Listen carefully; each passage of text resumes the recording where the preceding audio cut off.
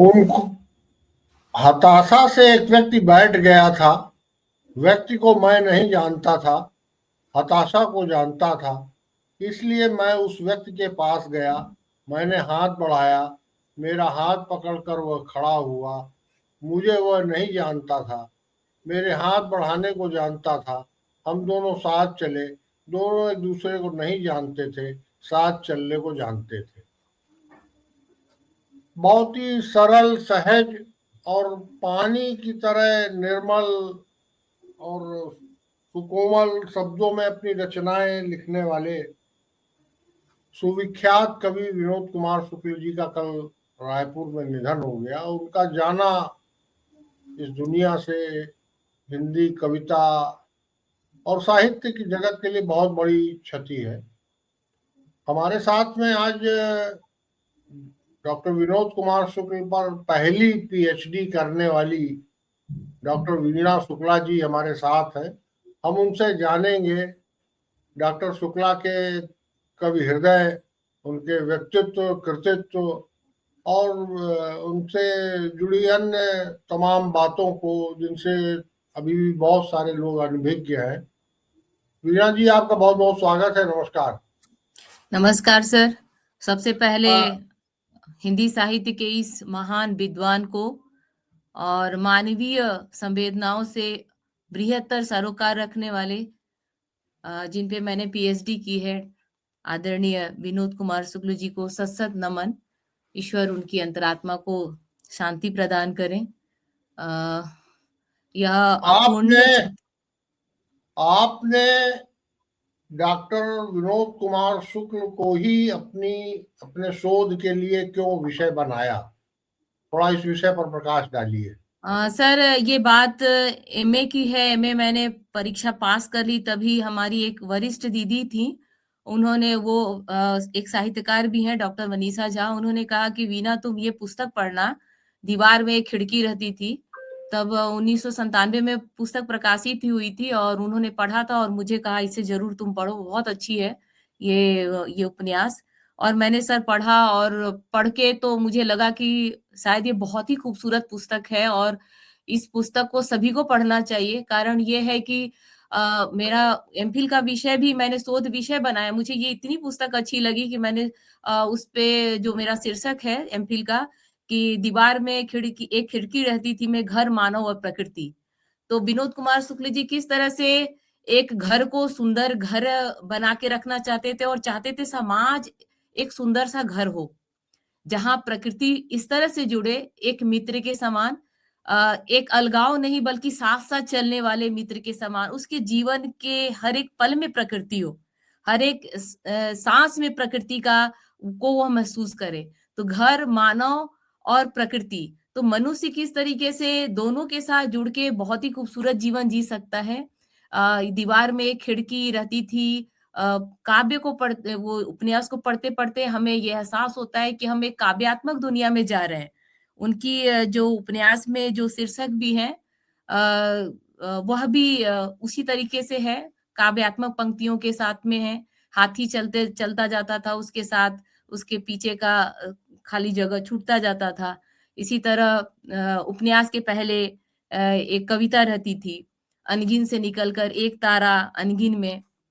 तो मैं तो उस महान साहित्यकार के लिए यही कहूंगी कि विनोद कुमार शुक्ल जी भले ही का स्थूल शरीर संसार से विदा हो गया हो, पर साहित्य का जो विराट रचनात्मक संसार है वह कभी भी खाली नहीं होगा। वह आबाद करेगा इस दुनिया को, इस संसार को, अपने सृजनशील सुंदर विचारों से एक खूबसूरत संसार गढ़ने में कहीं ना कहीं उसकी बृहत्तर भूमिका सदैव बनी रहेगी। और हम सब इसको जानेंगे, आगे पढ़ते हुए उनसे बहुत कुछ सीखेंगे उनके साहित्य से। तो एमफिल का तो बिल्कुल विषय रहा ही सर मेरा। इसके बाद मैंने बिल्कुल पीएचडी के लिए 2018 में किया। बीच में समय मिला नहीं, विवाह, शादी और बच्चे की परवरिश में समय बीत गया। 2014 में मैंने फिर एमफिल के बाद पीएचडी के लिए पूरे समग्र साहित्य पे मैंने पीएचडी किया। और इस दौरान मैंने पाया कि हर क्षेत्र में, न केवल कविता का क्षेत्र है बल्कि वो उपन्यास और कहानी में भी वही आप कह सकते हैं कि साहित्य जगत की में जो भी समाज में खूबसूरत समस्याएं हैं, न केवल कविता में है बल्कि वो उनकी उपन्यासों में भी है। जिंदगी से जुड़ी हुई बहुत सारी उलझने हैं और सुंदर जीवन जीने की प्रेरणा भी है। तो समग्र साहित्य मैंने किया जिसमें कविता है, उपन्यास है, कहानी भी है, लघु कथाएं हैं और बहुत आनंद आया। साथ ही साथ मुझे लगता है कि सभी को पढ़ना चाहिए इनकी रचनाएं। शुक्ल जी जब भी जागते थे, मतलब नींद में नहीं होते थे, बिस्तर पर नहीं होते थे, उनका लेखन जारी रहता था। नोट पैड और पेन वो हमेशा अपनी तकिया के पास ही रखते थे। अस्पताल में भी उन्होंने एक पर्ची पर एक 3 पंक्तियों की रचना लिखी। बत्ती मैंने पहले बुझाई, फिर तुमने बुझाई, फिर दोनों ने मिलकर बुझाई।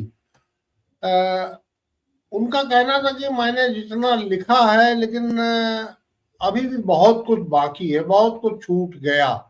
तो आप जब जब उनसे मिली तो आपको कैसा लगा? क्या उनका छूटने से आशय क्या रहा कि क्या छूट गया लिखना? सर यदि मैं बात करूं कि जहां तक उनका चिंतन जिस गति से चलता था, उनके संवेदना जगत में जो चीजें जितनी व्यापक तरीके से आती थी, उस गति से वो चाहते थे काश मैं लिख पाता। तो ये यहाँ जब तक लिखने की एक मानवीय जो आप कह सकते हैं सीमा है वो सीमित है, लेकिन जो चिंतन का फलक है वो अति विस्तृत होता है। जहाँ आप देखेंगे कि वेद व्यास कहीं बोल रहे थे तो गणेश जी लिख रहे थे, वहां एक गति थी। तो इनके भी मस्तिष्क में ये थी, कहीं ना कहीं ये आप कह सकते हैं दुख है कि काश मैं जितना चिंतन करता हूँ, जितना सोचता हूँ, जितना अनुभव करता हूँ, उसी सारी संवेदनाओं को, सारे अनुभव को उसी गति से मैं उकेर सकता, साहित्य जगत को दे सकता तो बहुत अच्छा रहता। और मैं इसके लिए प्रयास करता हूँ बहुत कर्मठता के साथ, अंतिम समय तक भी वो लिखते रहे। उनका सृजनशील व्यक्तित्व उनके साथ रहा, उन्होंने कभी हार नहीं माना। और वो कहीं वो लिखते भी हैं कि भरपूर जिंदगी में भी में भी जीवन के अंतिम क्षणों में भी मैं फिर से एक कविता लिख सकता हूँ। अपनी जीवन की मृत्यु के अंतिम क्षणों में भी मैं एक नई कविता लिख सकता हूँ, मृत्यु के बहुत पहले लिखी कविता की तरह, जीवन की अपनी पहली कविता की तरह। तो अर्थात उनकी रचनात्मकता में जीवन के अंतिम क्षण में भी उस सृजनशील आप कह सकते भाव को जीने की चाह है, जिजीविसा है। तो इससे बड़ा सृजनशील साहित्यकार और क्या हो सकता है कि मृत्यु के अंतिम क्षणों में भी वो साहित्य से, सृजना से जुड़ा रहना चाहता है और उसकी यह ललक अंतिम क्षणों तक बनी है। जैसा कि आपने कहा कि अंतिम समय भी वो कविता लिखते हुए गए हैं। तो ऐसे विराट सृजनशील साहित्यकार को नमन है।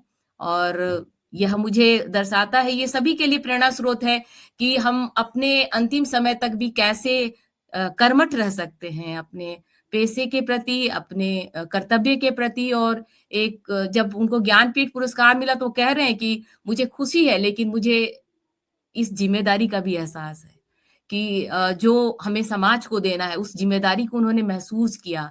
और इसीलिए अपने रचनात्मक दक्षता को उन्होंने कमजोर नहीं होने दिया। सर शरीर भले ही बहुत ही आप कह सकते उम्र दराज हो गया था, पर उनकी सृजनशीलता में कहीं उम्र का ठहराव नहीं दिखता है। सर 1989 में उन्होंने एक उपन्यास लिखा, नौकरी कमीज, जिस पर आगे चलकर मणि कौल ने फिल्म भी बनाई। शुक्ल जी का जो व्यक्तित्व था वो आपको कैसा लगा? कैसा मतलब बातचीत में, मुलाकात में क्या आपको खासियत लगी? क्या ऐसी चीज जो दूसरों से उनको अलग करती थी? सर एक तो हम्म, एक इतने तो बड़े बहुत ही साहित्यकार होकर भी वो काफी सहज रहे, काफी सादगीपूर्ण उनका जीवन रहा। उनसे मिलके यही लगता था कि ये सादगी कहते हैं कि विद्या दधाति विनयम। और जो फल जो वृक्ष जितना विराट हो जाता है, जितना फलदार हो जाता है, उसकी विनम्रता और उसकी विनयशीलता उतनी अधिक होती है। तो संभवतः यह उनके व्यक्तित्व में यह परिलक्षित होता था सर, कि वो कितनी सादगी से और कितनी विनम्रता से जो भी उनके यहाँ मिलने आते थे, उनका स्वागत करते थे और काफ़ी सहयोग करते थे। पीएचडी के भी संदर्भ में उन्होंने अपने साहित्यिक चर्चाओं में बहुत सारी ऐसी बातें बताई और संदर्भ बताए, जिसे काफ़ी प्रेरणा मिली और वो किसी को भी निराश अपने यहाँ से नहीं जाने देते थे। बहुत ही सरल और सादगीपूर्ण उनका जीवन था और ये आप कह सकते हैं कि अपने क्षेत्र के प्रति, अपनी मिट्टी के प्रति, अपने इलाके की समस्याओं के प्रति शुक्ल जी काफ़ी संजीदगी से अपनी रचनाओं में उन्होंने स्थान दिया। अपने रचना संसार में वो छत्तीसगढ़ राजनांदगांव का उल्लेख करते हैं और कहते हैं कि मैं उस क्षेत्र में वहाँ जाने-आने की सुविधा नहीं है ट्रेन की और मेरा मन बार-बार अपने घर की तरफ जाना चाहता है, वहाँ जाना चाहता हूँ, लेकिन मैं अपनी मन की ट्रेन से चला जाता हूँ। अर्थात भावलोक से ही अपने और लेकिन वहाँ पाता हूँ कि मेरा गाँव वैसा नहीं है जैसा पहले था। तो कहीं न कहीं आप देखते हैं कि जो बदलाव है, वो बदलाव सकारात्मक नहीं दिखता है, जिसका उन्हें दुःख है। वो चाहते हैं कि प्रगति हो, लेकिन वो प्रगति मानवीय सरोकारों को किनारे करके नहीं हो। वो जीवन को समृद्ध करने वाला हो, समरस बनाने वाला हो, जिसमें एक गरीब का भी उत्थान हो। हर वो वंचित संसार को नई ज़िंदगी मिले। हर जो दलित हैं, जो ऐसे वंचित लोग हैं, उन्हें मानवीय अधिकारों के साथ एक सुंदर जीवन मिले। उन्होंने अपनी रचना साहित्य में इन वर्गों की समस्याओं को भी दर्शाया है और बताया है कि किस तरीके से ये इनका जीवन यदि बढ़ेगा, कई बार उन्होंने ज़िक्र भी ये किया है कि वैश्विक समस्याओं से यदि आप रूबरू होना चाहते हैं, अपनी संवेदना का विस्तार करना चाहते हैं, तो आपको जो लोकल है, जो आपके इलाके की समस्याएँ हैं, उसके प्रति आपको संवेदनशील होना पड़ेगा। नेल्सन मंडेला की भी वो चर्चा करते हैं और कहते हैं कि नेल्सन मंडेला जो तुम्हारा सूरज है, वो हमारा भी है। तो इस तरीके से जो सत्य है, जो सुंदर है, जो शाश्वत है, जिसकी लड़ाई चाहे वो आज़ादी की लड़ाई हो, चाहे भ्रष्टाचार मुक्त समाज की लड़ाई हो या श्रमजीवियों की लड़ाई हो, उसमें वो सभी को साथ लेना चाहते हैं, सभी को जोड़ना चाहते हैं। वहाँ विनोद कुमार शुक्ल जी के में यदि कोई गैर है, जो दूसरा है, वो दूसरा गैर नहीं है। अपने से भिन्न दूसरा है, पर वो गैर नहीं है। इसीलिए वो कहते हैं कि हताशा को जानता था, उस व्यक्ति को मैं नहीं जानता था, हताशा को जानता था। वह व्यक्ति मुझे नहीं जानता था, मेरे साथ चलने को जानता था। तो ये जो खूबसूरत चीज़ें हैं, वो जोड़ती हैं। भले हम किसी को जाने ना जाने, लेकिन हम एक-दूसरों की संवेदनाओं को जानें, मानवीय ज़रूरतों को जानें, अपनापन को समझें, तो बहुत भाषा बहुत मायने नहीं रखती और परिचित-अपरिचित भी बहुत मायने नहीं रखता। हर चीज को उनका देखने का नजरिया एकदम सबसे अलहदा जुदा था। उनकी भाषा में गजब का तिलिस्म था, जादू था। उनकी एक कविता है, मुझे मत ढूंढो मैं सब लोग हो चुका हूँ। इतनी बड़े कवि के चिकित्सा को लेकर के आपका क्या मानना है? अंतिम समय में जो उनकी चिकित्सा व्यवस्था रही, क्या उनको और बड़े संस्थान में ले जाया जाता तो अभी कुछ दिन और हम लोगों के बीच में रहते? कुछ इस बारे में आपका अनुमान या जानकारी हो तो बताएं। सर वो अपनी कहीं किसी कविता में वो कहते हैं कि किसी गरीब को अच्छे डॉक्टर को दिखाना और उसके घर में वो डॉक्टर इलाज करने आए, कूड़े की सफाई कर दे, नालियों की सफाई कर दे, उसे अच्छी कुछ दवा दे दे, लेकिन सरकारी हॉस्पिटल में मत ले जाना। तो कहीं न कहीं सरकारी हॉस्पिटल अ, कि कुछ कुव्यवस्थाओं के प्रति उनका ज़रूर ध्यान दिलाना था कि यह सुधरनी चाहिए, बेहतर होनी चाहिए। जो कि हर मनुष्य का अधिकार है बेहतर चिकित्सा की बात जहाँ तक होती है। और उनकी चिकित्सा की जहाँ तक बात है, यह भारत सरकार ने अपनी ओर से बेहतर प्रयास किया ही होगा। एम्स जैसे रायपुर के एम्स में उनकी इलाज हुई है और उनकी लिए प्रशासन ने पूरी तरह से अपनी ओर से पूरी कोशिश की है और संभवतः यह नियति के लिए मंजूर नहीं था कि उनकी सबकी ओर से प्रार्थना तो थी और जैसा कि ईश्वर को यही मंजूर था, मैं तो यही कहूँगी कि वो उनका स्थूल शरीर नहीं है पर उनका साहित्य सदा अमर रहेगा और आगे वाली पीढ़ियों को सदा वह राह दिखाता जाएगा सूरज की तरह। अनगिन से लिखते हैं कहीं अनगिन से निकलकर एक तारा, तो वो अनगिन से आकर अनगिन में समाहित हो गए और उनका साहित्य भी आने वाले अनगिन पीढ़ियों को प्रेरित करता रहेगा, इस समाज को सीख देता रहेगा। इतने बड़े साहित्यकार के इतने बड़े प्रयास यूं ही निरर्थक नहीं जाएगा सर। एक शोधार्थी के रूप में आपको उनकी सबसे अच्छी कविता कौन सी लगती, कौन सी कविता पसंद आई? मुझे वैसे तो अच्छा लगा सर, मुझे बचाना है एक एक कर अपनी प्यारी दुनिया को। अब यहाँ प्यारी दुनिया वैश्विक कहते हैं, वसुधैव कुटुंबकम की बात है, तो मुझे बचाना है एक एक कर अपनी प्यारी दुनिया को बुरे लोगों की नजर से, इसे खत्म कर देने को, बुरे लोगों की नजर इसे खत्म कर देने को। तो यदि अपनी प्यारी दुनिया की बात करते हैं तो वहां पूरा विश्व है सर, और बुरे नजर से बचाना है तो तमाम नकारात्मक शक्तियां हैं, चाहे वो धार्मिक कट्टरतापन हो या अपने साम्राज्यवादी नीतियां हो, लालच हो, एक दूसरे के प्रति ईर्ष्या वाली भावना हो। आप देख ही रहे किस तरह से वैश्विक संघर्ष चल रहा है दो दो देशों के बीच में। तो इस प्यारी दुनिया को बचाने की शुरुआत अपने देश से, अपने क्षेत्र से, अपने देश से करते हुए पूरे विश्व तक वो अपनी संवेदना को विस्तृत करते हैं। यह एक वैश्विक चिंतन को ही दर्शाता है कि उनकी कितनी विराट दृष्टि है कि वो पूरी दुनिया को बुरे लोगों की नजरों से बचाना चाहते हैं, और वो कितनी सकारात्मकता है कि वो एक जगह कहते हैं कि यह मैं कहता हूं कि आज भी दुनिया में अच्छे लोग बहुत से हैं। तो यहाँ भी वो उनके सकारात्मक चिंतन का ही एक पहलू है कि वो दुनिया में बहुत सारे अच्छे लोग हैं, इस बात को महसूस करते हैं। उन्हें विश्वास है कि अच्छे लोगों की सही नियत के आधार पे ये दुनिया और सुंदर बनती जाएगी, बनी रहेगी। दीवार में खिड़की रहती थी, उस उपन्यास में भी मैं आपको एक प्रसंग बताना चाहूंगी। उनके इस जीवन के प्रति जो दर्शन है उसको बताते हुए, उसमें एक पात्र है सोनसी, और उनका विवाह रघुवीर प्रसाद से होता है। वो नई ब्याहता है और जैसे कि गांव में होता है, दुल्हन घर में आती है तो बच्चे मिलने आते हैं, देखने आते हैं। तो एक छोटी सी लड़की उसके पास आती है, सोनसी के पास, और कहती है मेरे हाथों में आप नेल पॉलिश लगा दो। तो नेल पॉलिश लगाने के लिए जब उंगलियां करती है तो उसकी 4 ही उंगलियां होती हैं, 5वीं नहीं होती है। तो सोनसी कहती है तुम्हारी एक उंगली नहीं है? तो वो कहती है, वो लड़की का उत्तर होता है, वो कहती है मेरी 4 उंगलियां हैं।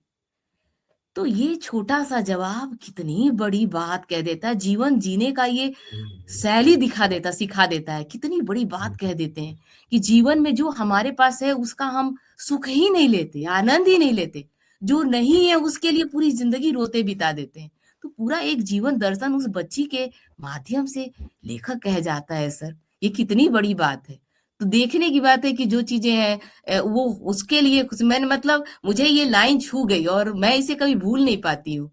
तो मुझे लगता है कि हर व्यक्ति के पास जो चीजें हैं उसका वो आनंद ले, भगवान ने कितना कुछ दिया या हमारे कर्मठता से ही हमें जो मिला है उसका हम आनंद लेते, तो शायद गीता का दर्शन भी यहाँ जो है मिल जाता है कि जो हमारे पास है उसके लिए हम भगवान को धन्यवाद दे और उसका हम आनंद ले।